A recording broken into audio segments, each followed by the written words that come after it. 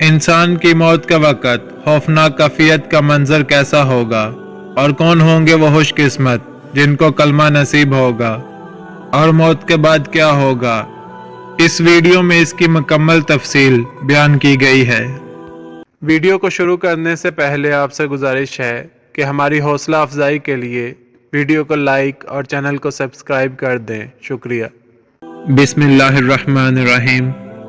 جب روح نکلتی ہے تو انسان کا منہ کھل جاتا ہے۔ ہونٹ کسی بھی قیمت پر آپس میں چپکے ہوئے رہ نہیں سکتے۔ روح پیر کو کھینچتی ہوئی اوپر کی طرف آتی ہے، جب پھیپھڑوں اور دل تک روح کھینچ لی جاتی ہے اور انسان سانس ایک ہی طرف یعنی باہر کی طرف چلنے لگتی ہے۔ یہ وہ وقت ہوتا ہے جب چند لمحوں میں انسان شیطان اور فرشتوں کو دنیا میں اپنے سامنے دیکھتا ہے۔ ایک طرف ابلیس اس کے کان میں کچھ مشورے دیتا ہے تو دوسری طرف اس کی زبان اس کے عمل کے مطابق کچھ الفاظ ادا کرنا چاہتی ہے۔ اگر انسان نیک ہو تو اس کا دماغ اس کی زبان کو کلمہ شہادت کی ہدایت دیتا ہے۔ اگر انسان کافر ہو، بددین، مشرک یا دنیا پرست ہوتا ہے تو اس کا دماغ کنفیوژن اور ایک عجیب ہیبت کا شکار ہو کر شیطان کے مشورے کی پیروی کرتا ہے اور بہت ہی مشکل سے کچھ الفاظ زبان سے ادا کرنے کی بھرپور کوشش کرتا ہے۔ یہ سب اتنی تیزی سے ہوتا ہے کہ دماغ کو دنیا کی فضول باتوں کو سوچنے کا موقع ہی نہیں ملتا۔ انسان کی روح نکلتے ہوئے ایک زبردست تکلیف ذہن محسوس کرتا ہے، لیکن تڑپ نہیں پاتا، کیونکہ دماغ کو چھوڑ کر باقی جسم کی روح اس کے حلق میں اکٹھی ہو جاتی ہے اور جسم میں گوشت کے بے جان لوتھڑے کی طرح پڑا ہوا ہوتا ہے، جس میں کوئی حرکت کی گنجائش نہیں رہتی۔ آخر میں دماغ کی روح بھی کھینچ لی جاتی ہے۔ آنکھیں روح کو لے جاتے ہوئے دیکھتی ہیں، اس لیے کہ آنکھوں کی پتلیاں اوپر چڑھ جاتی ہیں، یا جس سمت فرشتہ روح قبض کر کے لے جاتا ہے اس سمت کی طرف ہوتی ہیں۔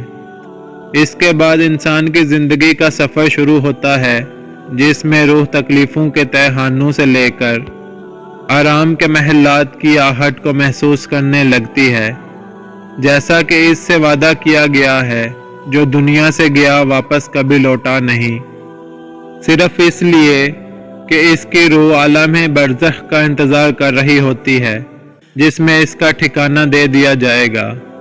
اس دنیا میں محسوس ہونے والی طویل مدت ان روحوں کے لیے چند سیکنڈ سے زیادہ نہیں ہوگی، یہاں تک کہ اگر کوئی آج سے کروڑوں سال پہلے ہی کیوں نہ مر چکا ہو، مومن کی روح اس طرح کھینچ لی جاتی ہے جیسے آٹے سے بال نکالا جاتا ہے۔ گناہ گار کی روح ہاردار درخت پر پڑے سوتی کپڑے کی طرح کھینچی جاتی ہے۔ اللہ سبحانہ و تعالی ہم سب کو موت کے وقت کلمہ نصیب فرما کر آسانی کے ساتھ روح قبض فرمائے، آمین، اور نبی پاک صلی اللہ علیہ وآلہ وسلم کا دیدار نصیب فرمائے، اللہ آمین یا رب العالمین۔ حضرت ابو ہریرہ یہ کہتے ہیں، رسول اللہ صلی اللہ علیہ وآلہ وسلم نے فرمایا، جب میت دفن کی جاتی ہے تو اس کے پاس دو سیاہ کیری آنکھوں والے فرشتے آتے ہیں، ان میں سے ایک کا نام منکر اور دوسرے کا نام نکیر ہے۔ دونوں اس سے پوچھتے ہیں، تم اس آدمی محمد صلی اللہ علیہ وآلہ وسلم کے بارے میں کیا کہتے ہو؟ وہ وہی کہے گا جو دنیا میں کہا کرتا تھا، یعنی محمد صلی اللہ علیہ وآلہ وسلم اللہ کے بندے اور اس کے رسول ہیں۔ میں گواہی دیتا ہوں کہ اللہ کے سوا کوئی خدا نہیں اور محمد صلی اللہ علیہ وآلہ وسلم اس کے بندے اور رسول ہیں۔ دونوں فرشتے جواب میں کہتے ہیں، ہم سمجھتے تھے کہ تم یہی جواب دو گے۔